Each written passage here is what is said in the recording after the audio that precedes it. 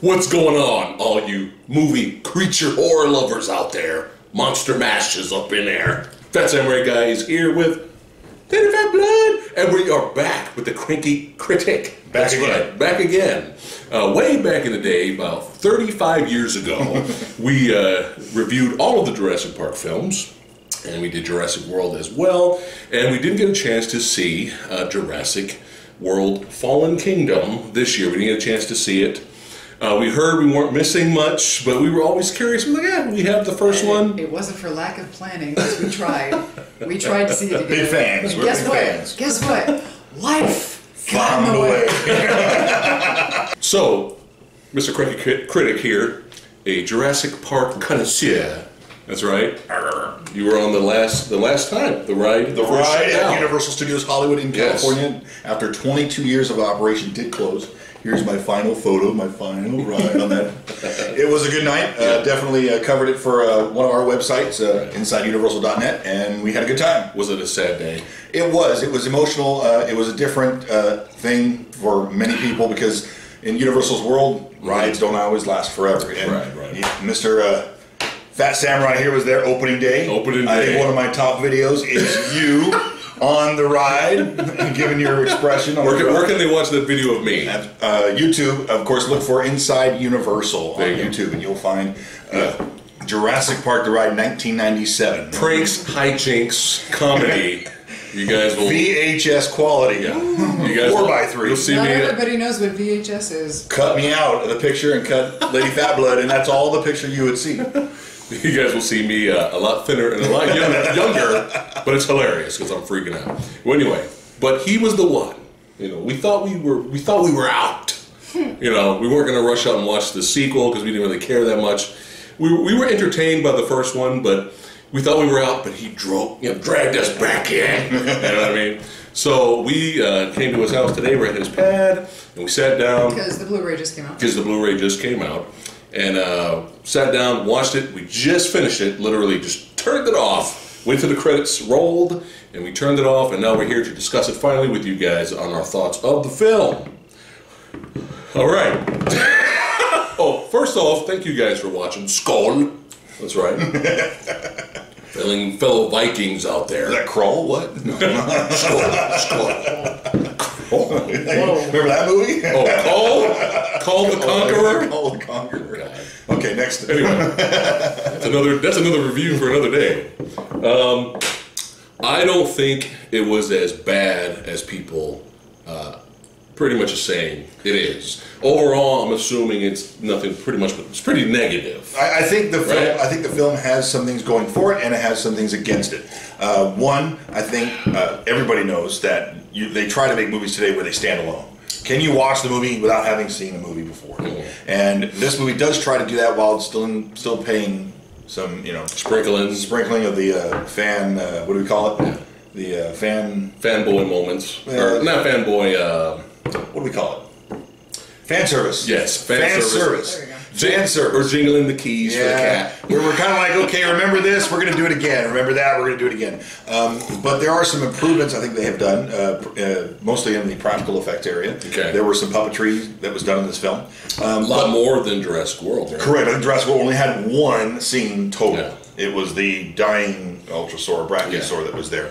Yeah. And this film did a much more with claws and full T-Rex head, right? And the truck sequence. Correct, and of course that was all done practically. That's awesome. Blue and the Velociraptor. There were some Velociraptor portions that were real as well. It gave more tactile feel to the movie, which I think it succeeds very well. Right. We have a new director, J.A. Boyega, I believe is what it is. Help us. If we're Jurassic Park fans, how come we're messing this stuff up? It's because it's new. Because it's new. Yes, it's new. So, right off the bat, Dr. Ian Malcolm has returned to the film. He came in for a one-day cameo shoot, and so we got his voice. We got the man, the myth, and the legend. It's a glorified cameo. That's right, it is. And so he brought some famous and familiar wording and theming to the film is, I think, Right. But what this movie really tried to do is it tried to do something different. How many times are you going to go back to the island and make a different story?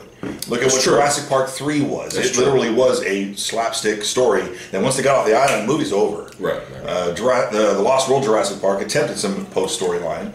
Didn't make it very long. But of course, that tends to be where these stories drag on. Right. Where are you going to create something interesting? Right. Without being too familiar and doing the same thing over again. So I think Jurassic World Fallen Kingdom falls in both territories. Okay. They've got some familiar recreation of things, some fan service, so people go, ooh, ooh, ooh. Right. And then other areas, it's, okay, let's do something we haven't seen. No, no, no. Which we'll get to that in a minute. But before you continue, I had zero expectations with this movie. I didn't really care that much. So I kind of looked at it from the outside as just a creature feature summer blockbuster film. So I didn't really think more summer blockbuster. It's garbage. Yeah. It's trash. I've seen worse movies out there. Okay, and there were moments of the film I didn't like. They did have some suspenseful moments. Yep, they were there. I did like the sequence when they were in the gyro sphere and they went in the water, and it was kind of filmed like it was one take with them trying to escape, and Chris Pratt's on the outside. That was it was well done. That was well done, and there were some moments on the island that was kind of fun. I did laugh hysterically when after Chris Pratt gets shot with the train dart, and the lava's coming towards him, and he's just like, and he's like trying to wiggle himself around, and I looked at him. I said, "Please tell me that was on purpose. That was supposed to be funny on purpose." You know, because for a second I was like, "Man, is this unintentionally funny?" I was laughing. I was giddy. So, like I said, there were moments that it's okay, but I think where the movie fails, in my opinion, we'll get to you guys' opinion. I think where the movie fails is Jurassic World had an average first half, but a kick-ass, badass third act. This, it seems like the third act lacked the badassity. It stretched the story quite a bit. And I was just kind of like, wow, the whole, watching the film, I was like, wow, the whole third act, we're still here. We're still at the mansion. We're not going anywhere. And I missed the badassity, man. The T-Rex versus what was it in the Jurassic World? Carnivores? In Jurassic World. The fourth one. The Indominus Rex. Indominus in the fourth movie, yeah. And we had like the triple threat going, Blue showed up with T-Rex and they were tag teaming. That was so badass. Despite Jurassic World being kind of a rehash of Jurassic Park, that badass third act was so much fun and unexpected that it takes a lot for me to be in the theater and be like, yeah. For creatures. Yeah, because I did that in the theater, man. When they killed the big baddie. And then the last thing that came out of the water, the Mosasaurus. Yeah, when they got the last final kill, I literally in the theater was like, yeah. So it takes a lot for the Predator, which is a film I just saw. I didn't do that. So anyway, watch our Predator. What's your thoughts? Go. Oh my. Oh my. Okay, so I was expecting dumb. I was expecting very dumb, and I got very dumb. Okay. So I'm not disappointed.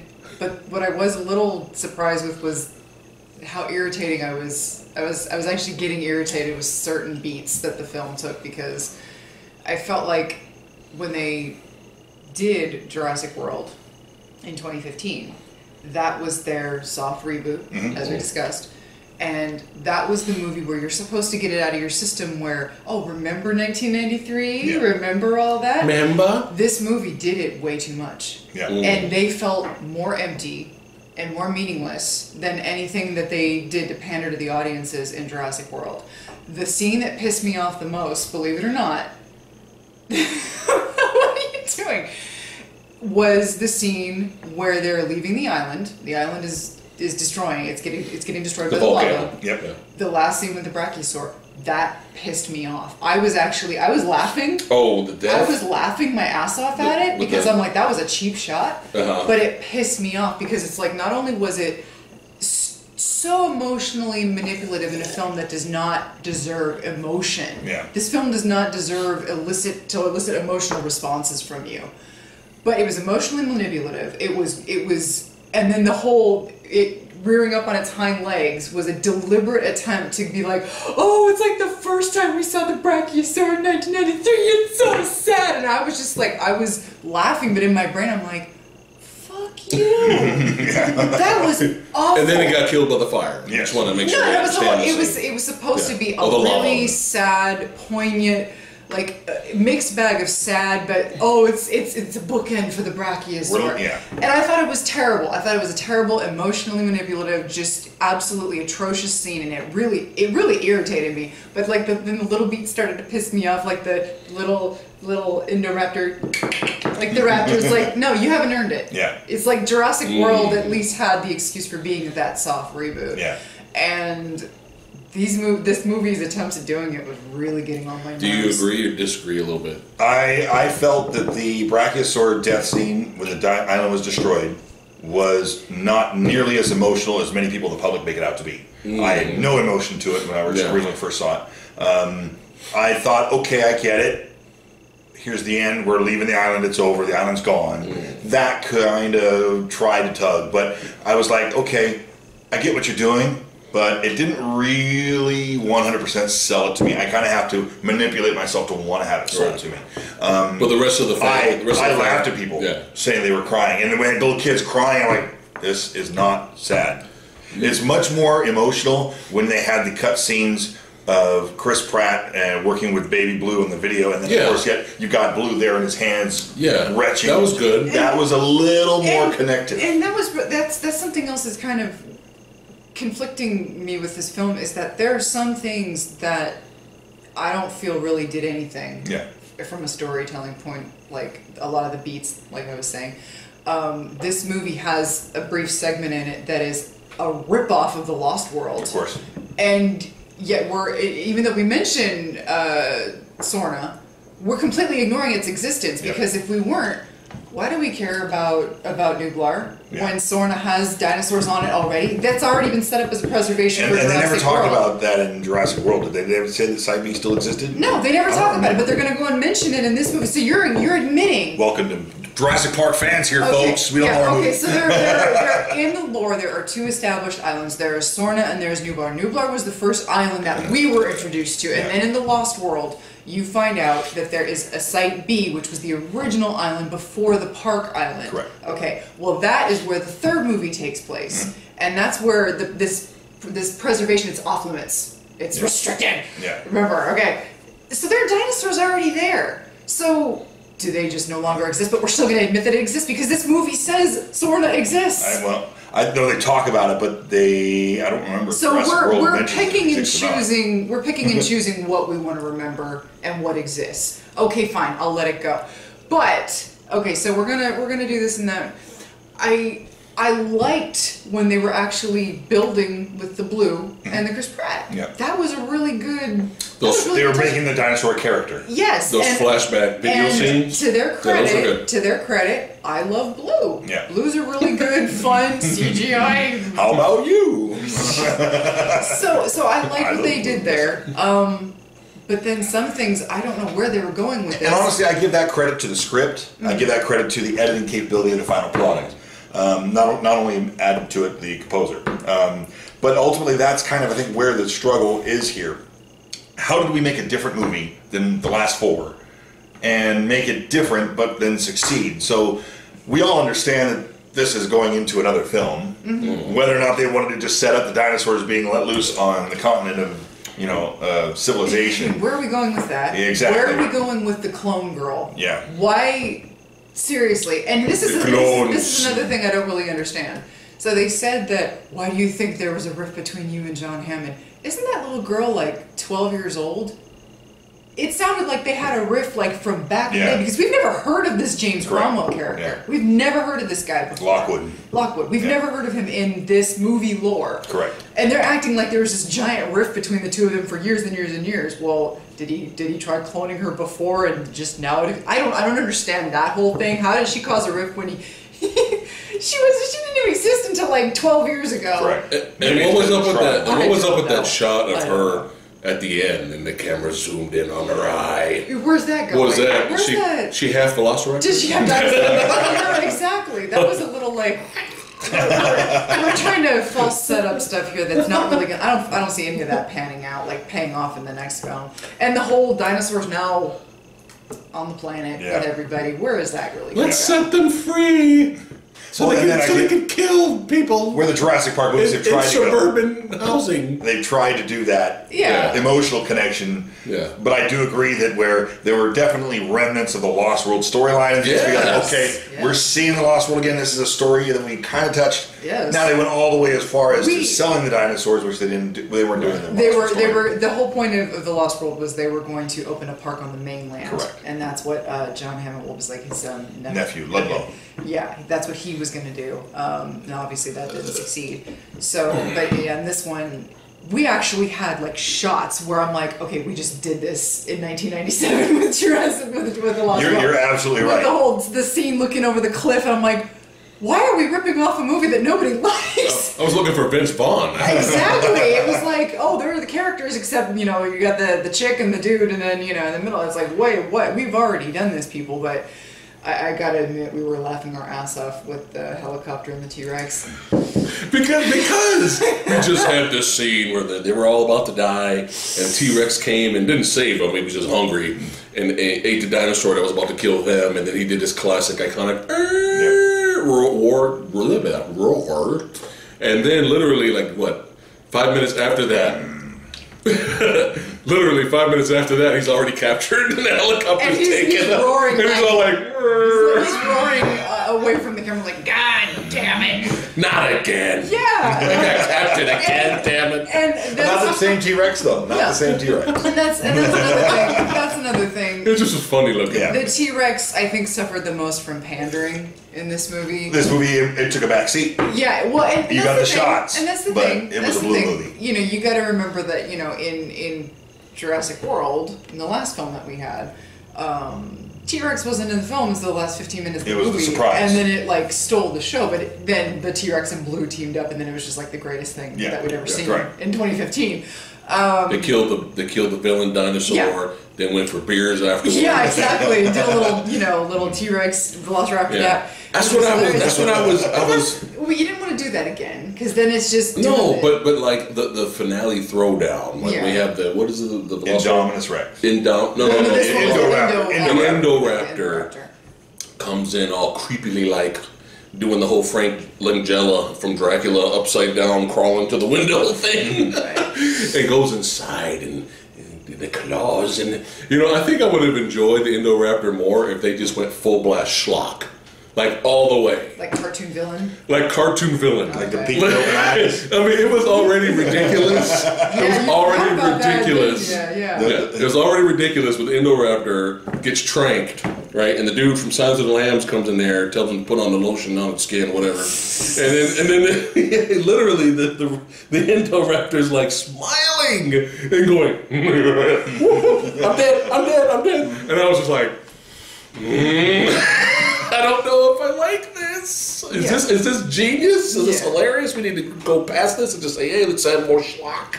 Or is this really bad? Well, I was kind of back and forth. Yeah. But I wanted more deviousness. Well, anyway, when Blue came in, they were brawling. I liked how it was filmed when Blue and the Indoraptor are brawling in the bedroom. And Chris Pratt and the little girl is trying to escape, and they're crawling on the outside, and you have the camera angles going like that, but you still hear them brawling on the inside. I like that, and then it was over. And I was like, damn it. Because right here I was like, oh, here we go. We're going to have our Blue, moment, here we go. And, well. It kind of was there, kind of tried. I think ultimately this director was definitely brought in. I heard in some of the behind-the-scenes footage of his ability to create nightmarish scenes. And again, that's where it steered the bed shot with the Indoraptor coming in with and the shadow shapes on the glass. I didn't get any of that. It was really kind of a nightmarish look to it. We tried. And you know, that's again where you got the imagery of the lightning, the dark clouds. Okay, I take it back. I did really love. I know the opening shot. You were telling us how when you first saw the first 15 minutes, the first 10-15 minutes on the 20th anniversary at Universal Studios Hollywood, they showed us the opening sequence all the way to the title. In the theater. I did love the shot where the lightning would flash and you'd see the T-Rex T-Rex is head. there, yeah. And then you see the T-Rex head. And That was cool. That was actually... In the beginning. Yes. Yep. The beginning was the closest thing to my, That was actually really fun. And That was visually, that was really fun to And they watch. did it again when they had the Claire and the boy, I don't remember his name, forgettable character, in the lava room where the dinosaurs come to the tunnel. They had seen it with the lava drop and eliminated the dinosaur. And this is probably one of those rarest, really rarest times where you have a monster horror flick and I'm actually rooting for the black guy to die. So he was useless, annoying. He was the Jar Jar Binks of the film. Oh, damn. Well, I think honestly, I really wanted him to die, and he should have died because all he did was bitch and complain the whole freaking movie. And I think what it is Why am I here? Why am I here? We are not compatible.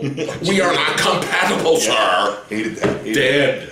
Is that the T-Rex? Is that the T-Rex? But anyway, that's kind of what his character was meant to be. And I get it. It's kind of like modern day kids. That's modern day. That's getting into the film. And that where, because I'm old. Okay, We're all old. We're all very old. That's starting to make us grandparents, and it's like those are the characters we don't want to see. I'd rather keep big stars. If he was badass and useful, but they're trying to appease the modern. I don't even ask for badass and useful. I ask for not irritating. Yeah, That's what I don't even just make them not irritating. because Chris Pratt's already the comic relief. We don't need two. Now let's talk about Mr. Chris Pratt. We are fans of Chris Pratt. I like Chris Pratt. I thought he was fine in the movie. I think they were just. He was serviceable. They were fine, like in the first film. Yep. Yeah, I think he was fine. To their He's credit, fun. He definitely had his fun moments. Yeah, and to their credit, the two, they do have Yeah. decent chemistry. Yeah. All things Agreed. considered, when you don't have a lot to work with, Yeah. that's not terrible. Like, No. I've seen worse in terms of not having much of a backstory, Yeah. not having a whole lot of But material to some work with. scenes though looked like he was kind of just, I'm here. Okay. I'm phoning Chris it in. Pratt. Okay. Yeah. Chris Pratt. That's what I got. This is the impression I thought he was fine though. This is the impression I'm getting from Chris Pratt. He played a really funny, dopey character on Parks and Recreation. Okay. And then when he got to be Star-Lord, he is now just Chris Pratt. It's like Jeff Goldblum. Yeah. Jeff Goldblum plays Jeff Goldblum. Yeah. Chris Pratt has one speed at this point in the game, and if it's going to work, why change it? Yeah. No. Like, I'll be surprised if Chris Pratt ever comes out and does a role that was like, holy shit, that's Chris Pratt. Wow, that's amazing. I'm not saying he's a bad actor. Yeah. I'm just saying May happen in the future. They hire him to be Chris Pratt. Yeah. So that's that. But anyway. He's one of the better parts of the film, but it's not like I was like blown away. With this Like, kind of writing and storytelling. I know it's Jurassic Park. Yeah. I mean, World, Fallen Kingdom. So what am I talking Yeah, you're about? not going to get a whole lot of depth from anybody. And so that's So fine. it needed its badass ending. That's what was lacking for me. Did any of you find it weird when they set all the dinosaurs free out of their cages at the end, and they're all stuck, and the gas is creeping in? Then then the girl, I must set them free because they'd be like me, right? And then but before all that, there were like carnivore dinosaurs in there next to the regular dinosaurs, and they're just, hey man, we gonna get out of here. Like I was expecting them to attack each other, but they're just like But that's another thing. That's chilling. I am no animal behaviorist. Yeah. Obviously, I'm not. They're hungry. No, but what I'm saying is that sometimes these movies take liberties when it comes to animals. When you've got animals that are running from lava, animals running for their lives, why are they going to stop and try to nibble on a human? Yeah. Why are they doing that? Yeah. Just for the sake of dramatics. Yeah. And then the T-Rex just comes in, kills the carnivore, and then goes, oh yeah, there's lava. It's like, you know what? Chris Pratt run. Yeah. And that's why I didn't have a problem. I actually didn't have a problem with them all being huddled together trying to escape because they're animals fleeing for their lives. Meanwhile, on the island, I'm sitting here going, you got lava behind you, Mr. Carnivore, and you're just going to sit there and go, oh, a human, they look so tasty. It's like, you're about to burn to death. Then animals aren't like people. Okay? Animals have a survival instinct. Yeah. Okay, if they're about to burn to death, the last thing they're going to do is stop and look at a human and try to eat it. Or, like Blue smells gas and knows when an explosion's about to happen. It runs away from the gas. Blue is Action heroes action hero style. Almost slow motion running away from the explosion. You might as well have just done it. You should have gone there. I think I was just thirsty and hungry for carnage at the end. And there weren't many that's deaths my in this film. complaint. The deaths were hidden. That's probably, I was like, something happened. There was only does one. anybody remember when they used to kill off good guys in these films? Do you remember the guy that was actually useful in Jurassic, in the Lost World? And he was like, he finally helped Ian and Sarah and out of the you know, and he got ripped in half for his trouble. Does anybody remember that? Clever girl. Yeah, he didn't. He wasn't a bad guy. Yeah. He got killed. It's like It was poetic justice. you for never him. you never kill bad guys in these, or like you never kill like good guys in these movies. Hold on to your butts. Yep. That's true. He died. Yep. Like the whole point is like if you kill off a good character, it's I guess the last one kind of did it with the guy who flew the helicopter. Well, he crashed, but of course, one of the security guards was killed when the Indominus Rex exited the pen. When Chris Pratt hid underneath the car and sprayed himself with the oil. Okay. The guard was out there, was sitting there, and kicked the vehicle and ate him up. You know, innocent people, Like and good, of course, even like good established. Yeah, I think. What I mean. Like, I think what you're seeing is the group that we had. One of those people should have died. Yeah, I think what you're seeing is you're seeing the challenge of the black guy. a script. And not compatible. I think you're seeing the challenge of they knew they were going to a third film and they needed to make this one a connection movie. Where do we want to go with this? And they had to stretch that storyline, and it got thin. I think also at the same time you're looking at a big budget movie that they're wanting, again in Hollywood of today, lowest common denominator filmmaking. If this dinosaur isn't going after a person and they have some intensity in this scene, it doesn't make a good film. Yeah, Remember, films are not reality. Yeah. Films are a collection of pictures and sound that make you feel an emotion. That's why Chris Pratt can be an inch away from lava and not catch on fire. Right. And his little finger goes and it sizzled, you know. Have you seen something that's like a foot away from lava? Yeah. It catches, and it catches fire. If not more than a foot away from You'd have lava. been heavily burned. Yes. But again, and it's just like when you watch a PG-13 movie compared to an R-rated movie. If somebody has glass fall on a PG-13 movie, they walk away. Yeah. In an R-rated movie, you have glass fall on a person, and they're going to walk out with cuts and things stuck. Yeah. It's the reality of where you are in Hollywood, and I think you're also getting the film where they don't kill the good guys because there is targeting for children. Some people don't care about that stuff, but the reality is that they're really making this movie to sell products, and this is a product film. And why are they making a new dinosaur every movie? Yeah. Sounds like a Transformers movie. Yeah, the people that I did speak with, they didn't tell me about the movie or anything. It wasn't like spoilers. I was like, no spoilers. But I did talk to some people when it came out in theater, some people, friends at work, and they were telling me that, oh yeah, it was entertaining and way more action in the first movie. And I was like, oh. No, I disagree. I think the approach to the more action, chasing. I think the approach to the scenes came from a different approach. It was more of a somber, sneaky, what do you want to call it? Kind of take it all in. Even though I do agree that, unfortunately, with movies today, editing chopping happens way too fast because the audience can't stick to it, and they want pacing. Yeah, I understand the directors and having to lose cuts because he loves it, but of course, unfortunately, the movie is better with tighter edits. Hence, where'd that lava come from? Boom, 2 shots, it was already on. Yeah, I was laughing at that. Now, it's because we wanted to get to the establishment where we're dealing with something that moves this fast. Right. And if we sat on that for 2 hours, or came back and cut away to another scene and came back to him, obviously it wasn't going to work. So what was up with the dinosaur scene before that? He just hovered over Chris Pratt and licked him? Oh, yeah. Humor. It was obviously we were going into a humorous scene there. I think that set the tone for the ew gross. Okay. We were already getting to the humorous scene. Oh. I was waiting for it to sit on him. That's something. But I Takes get a it. piss. Yeah. Which that has been done. Yeah.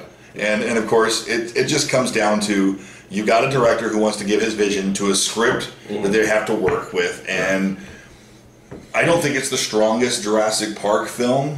I don't think it's strongest at all. I did come out of the movie originally with a little bit of a okay. That last half of that movie was just kind of like, where are we going and why? And then we killed the Indoraptor instead of letting it survive, where we also killed the Indominus Rex, and Where's our continuity story here? I think are we trying to do it? Are we trying not to do it? It looks like the DNA is still out there. They're getting shipped around. Well, the T-Rex smashed those scenes with the had cases. The scientist. The scientist still had all the blood. What's the guy who was in the first movie? Dennis, no, not Dennis. Dr. Wu, Henry. He's still around. He was like his crew was. He's a threaded character. Does that guy age? It's the same. Spray paint his hair. Yeah, exactly. That's it. No, so we still have that floating around. If I didn't mind the tone being darker. No. I kind of like it's like. That's where tonally I'm kind of conflicted with the film because there's some things that I did not like at all. I did not care for at all. Yeah. But there are some things that I appreciated because it's like I said, I didn't like the pandering. I didn't like what they turned the T-Rex into. It's like I'd rather the T-Rex barely be in it than just show up for some glorified Jeff Goldblum style cameos and be like, you remember that? You remember when I did that? You remember when I did that? It's like, shut up. I'll go watch the first movie. Shut up. It's what I call trailer footage. Yeah. These were footage scenes that were made for the trailer, and unfortunately, I think trailers make more money these days than movies do because it's all about the trailer. So I wasn't. Hence why you do your videos. No, I'm just kidding. So I wasn't a fan of any of that.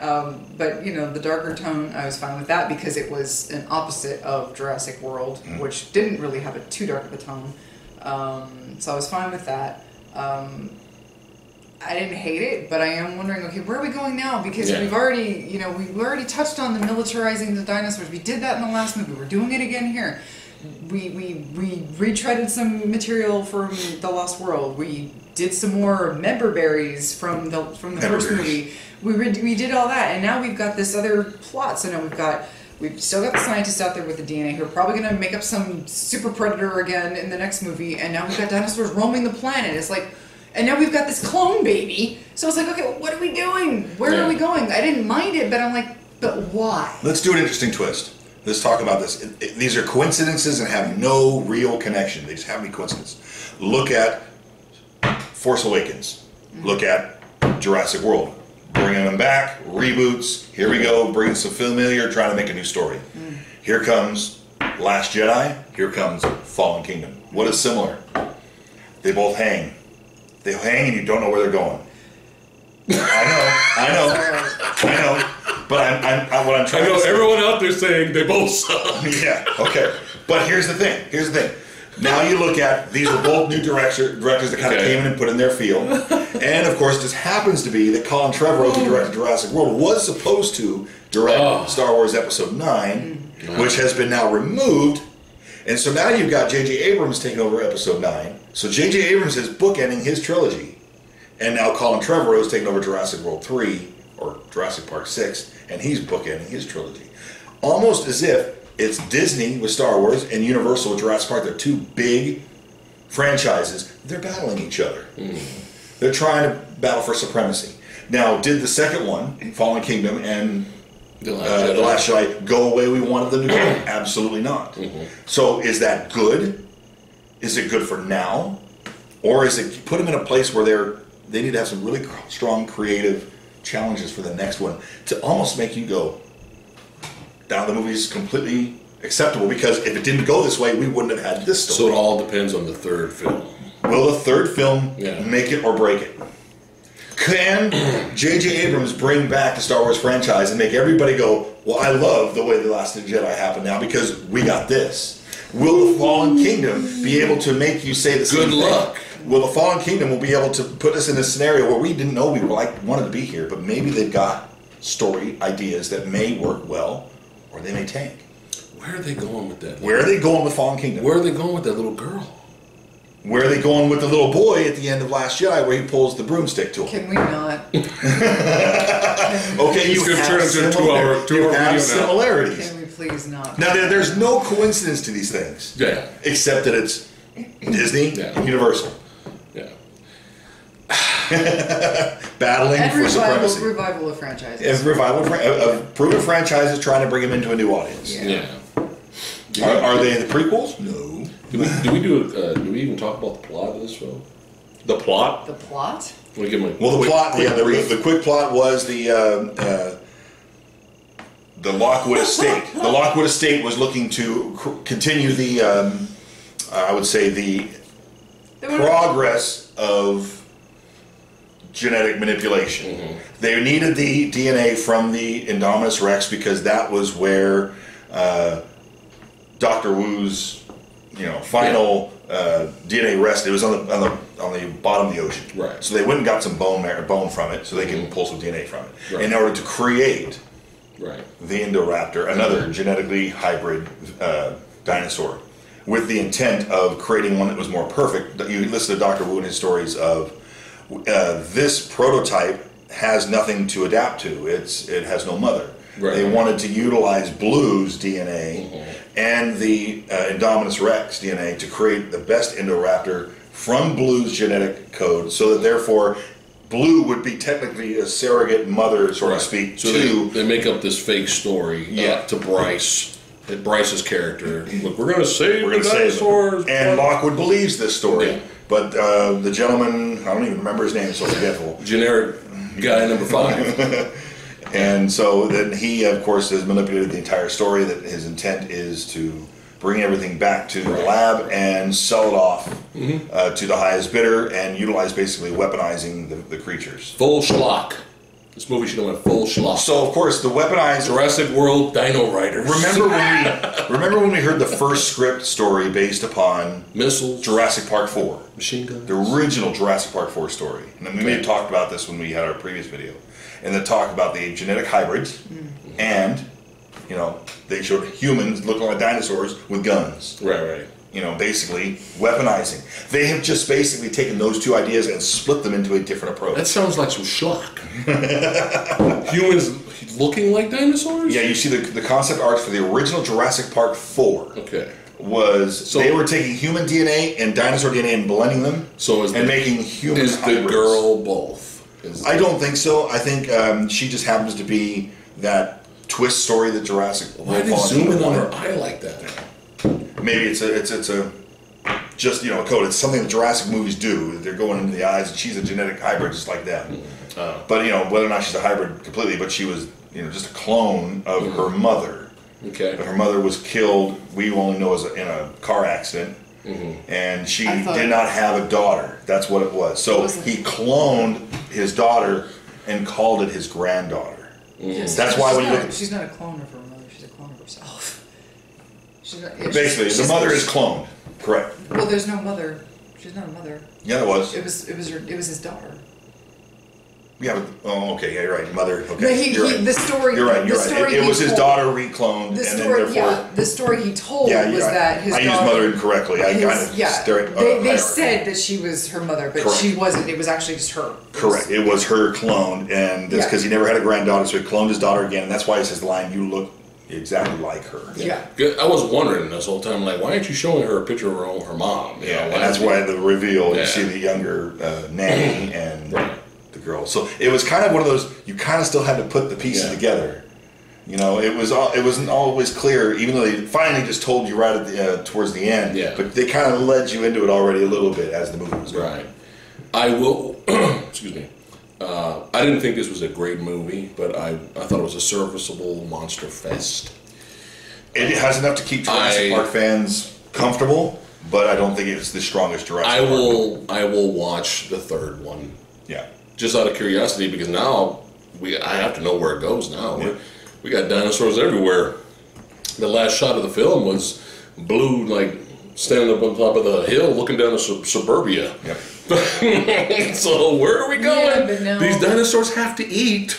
Now, if you had something has to happen. We're going to call in the military? Like, what are we doing? If you had more cameos from the original trilogy show up in this next film, who would you want? Well, you've only got 3 to choose from. Wrong. I think we can go smaller characters. Well, the kids. Because you already got Wu. The kids? Yeah, maybe the kids. Maybe one of the kids bring in Ariana Richards. Why? Why? I agree. Why? You don't want to bring Sam back? But what was the difference there? I don't know. Maybe it's a storyline. Maybe it's nothing. Maybe I'm just reaching for it. John Hammond had grandkids. Yeah. And Lockwood, technically, and maybe there's a connection there between the kids. I know. I get it. It's a stretch. But, I mean, if you go any farther, do you really want to see Sam Neill return? Maybe not. It really doesn't mean It was anything. kind of pointless for Malcolm to return. It was really just It was a grab shot. It was trailer speak. Yeah, it was exactly. He said it was lines a in the one-day trailer. cameo footage. Yeah, he said lines in the trailer that he didn't even say the whole life. He didn't say that in the film, you know. But it's like. But it was the same type of warning speak. But again, and it was like mankind why? everything. Why are we doing this? This is literally just to get people. Oh, Jeff Goldblum's in this one again. Well, of course, it's a sell tactic. Ultimately, I mean, and when you talk about the beginning of everything, what is a movie? A movie is art to be sold. And it's owned by a studio to be sold, to be utilized. We copyright it. You can't copy us because we own this, contract that, and we can make money off of this, and we can sue you if you try to do it. And ultimately, in the world of America, in the world of all this commercialism, that's ultimately what it is. Yeah. They created a product. They've got to move forward with it, and they want to sell it. Right. And You're a seller. You're a seller. You're going to pack it on a lunchbox. Hello. It is what this movie is all about. And you package it. You're a seller. You can always do the talk of the sequel, and none of your scientists, whether or not they're preoccupied, they could, and they never stopped and thought they should. Why should you make a sequel? Exactly. I didn't mind Goldblum. We needed something. And he brought the voice and the thought, and it brought in the fans. Unfortunately, was this was this movie more of a fan service film, or was this movie more of a, we had a purpose for it? We don't see the purpose yet, but I think it's much more of a fan service. But how? Okay, here's my thing, and I understand the way franchises work. I understand every studio wants a major franchise. Mm-hmm. Okay, it's that's about why pleasing the investors. That's why you have everybody trying to copy the MCU style. Mm-hmm. Everybody's trying to do it. 15 years ago, it was barely heard of. Because it's successful. Because believe it or not, folks, when we were growing up, sequels were kind of a joke. Sequels were always kind of like, oh, well, it's never as good as the first one and all that. And people weren't really this looking, you look forward to sequels, but you'd always ultimately be disappointed by Watch sequels. the Scream franchise. Shit, we saying that now. Yeah, but my point is now everybody expects a sequel. I got you. And studios demand that if it's not like a 3-picture deal, it's rare that they even want anything to do with it. Look at what happened to The Hobbit. Okay, The Hobbit should never have been a trilogy, but here we are. So now you've got studios that want franchises, and I understand that. But when are we going to stop putting the cart before the horse? And Never. when are we going to? It's Hollywood, man. When are we going to start telling good stories for the sake of telling good stories? And if a sequel comes out of it, great. Well, maybe. But in the meantime, you've got these middle movies. Sometimes they're really good, and then sometimes they're like this, where it's like, okay, at this point I'm just watching because I'm curious, but I'm not enjoying it, and I'm not rushing out to the theater. So your ticket sales from my wallet, you're not drawing me in anymore at this point. I'm just kind of like hanging on the other end because, well, I saw the first one and I was like okay with it, and I saw the second one, and now I'm just like, all right, I suppose, but I'm renting it. I'm not rushing out to see. I'm not giving you full price for this because I don't care that much, but. I'm a franchise king. I love sequels, and only because I think it started with Jaws, and of course, some movie blockbusters and sequels. It's kind of where it all started. But anyway, maybe I'll open up a can of worms here we don't have a lot of time for. But look at it this way: in the world of movie making, that are big dollars, we're spending $200 million plus for movies now, especially blockbusters. We have films that need to make a profit, need to be guaranteed to many people. And you see where the movies in the theaters have become roller coasters. Let's get action in the first 5 minutes, clip them that way, give them a thin story, but throw in all the eye candy. Where television now gives you your longevity and your story base. And it's a lower budget, but it gives you time to grow in 20 plus hours for a season, whatever, maybe 15 hours or something. The shift where, look at the movies of the 70s, where you had a large budget, but it gave us a long story that mixed with, effect scenes that were kind of highlights. And now you are just, how much can we spend on this frame? With CGI and green screen and etc. With a cast member here, it makes it more real because you got their face in here and that shot, whatever it may be. But also look at this. I want to say there was I don't have my numbers correct, but there was a a little article I read. How many G-rated movies have been released since 2000? I think the number is less than 1 per year.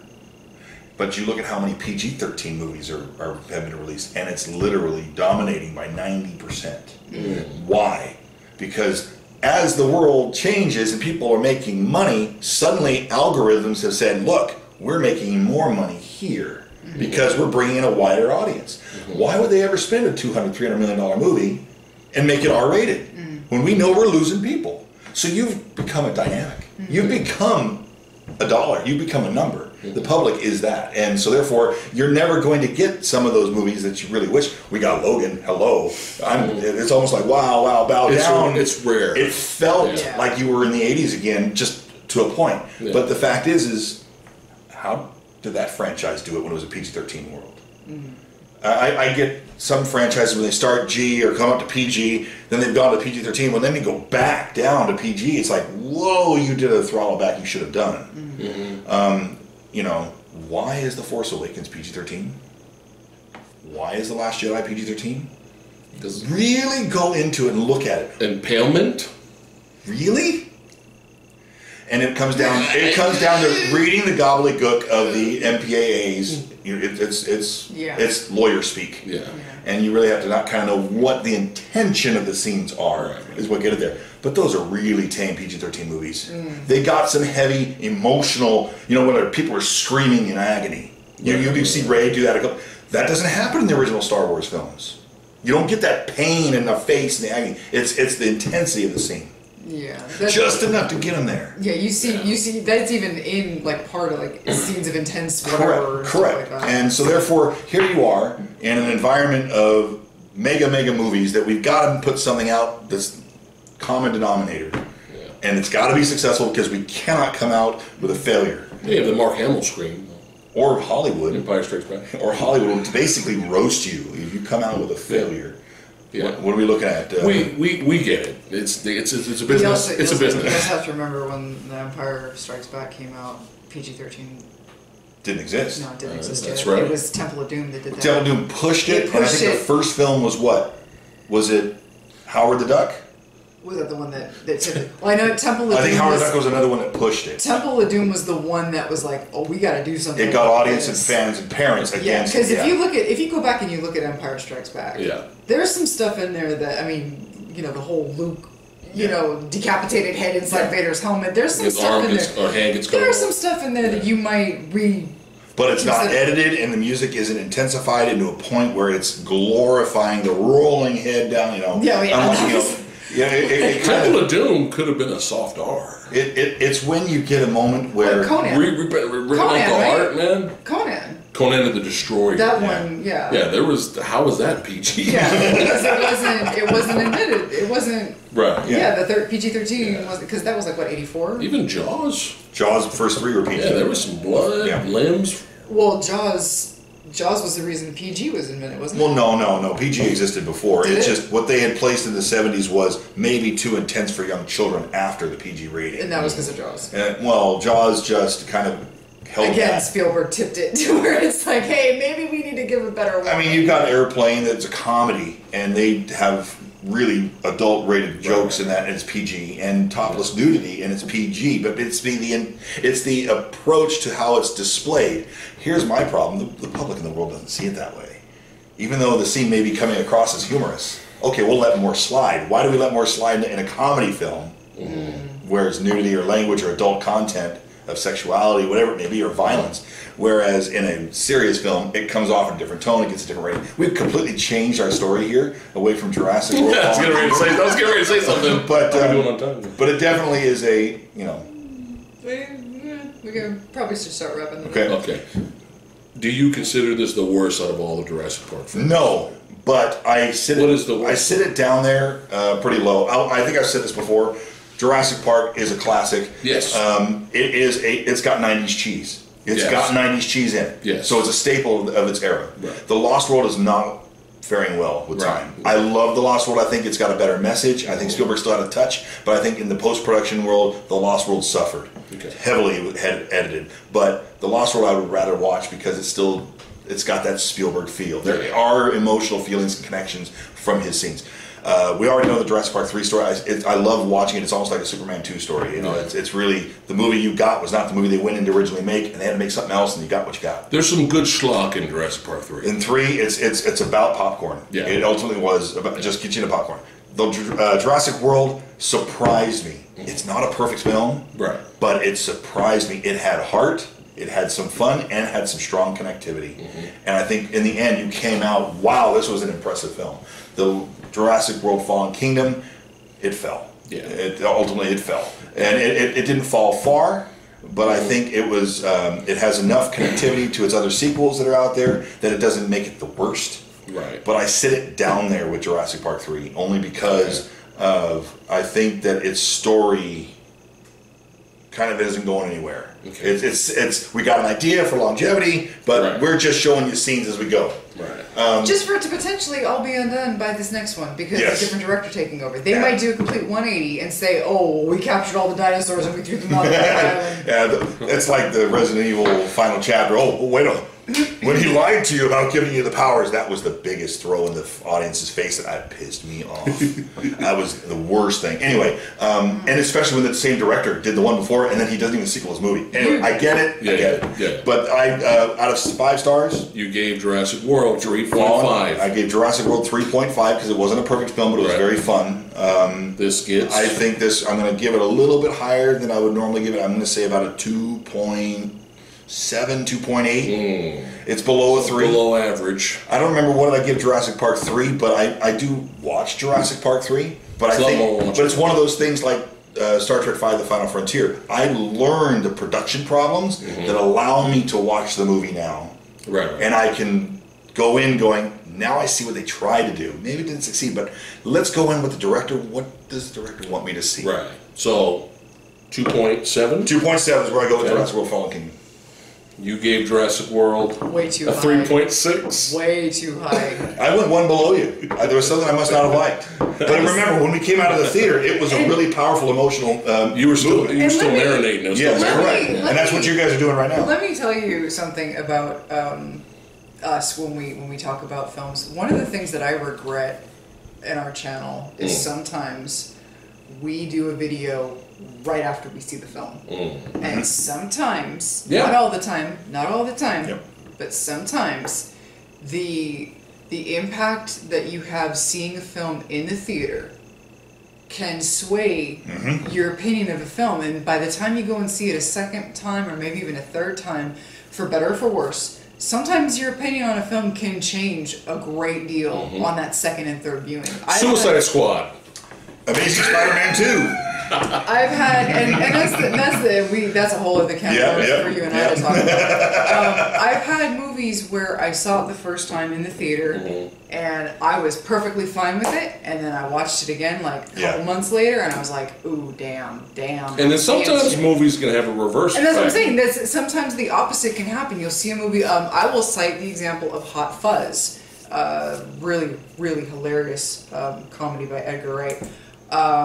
The first time I saw Hot Fuzz, I was very, very okay with it. I enjoyed it, but I thought Shaun of the Dead was better. The second time I saw Hot Fuzz, and subsequently every single time I've seen it since then, I absolutely adore that film. It's my favorite of the trilogy that they put out there. And sometimes that's just how your opinion can change. Sometimes for better or for worse, like I said. So Jurassic World 2015 is one of those movies where I saw it the second time and I'm like, it's still not awful, but it's still, I don't think it's a 3.6. This movie, again, I don't think it's awful. Yeah.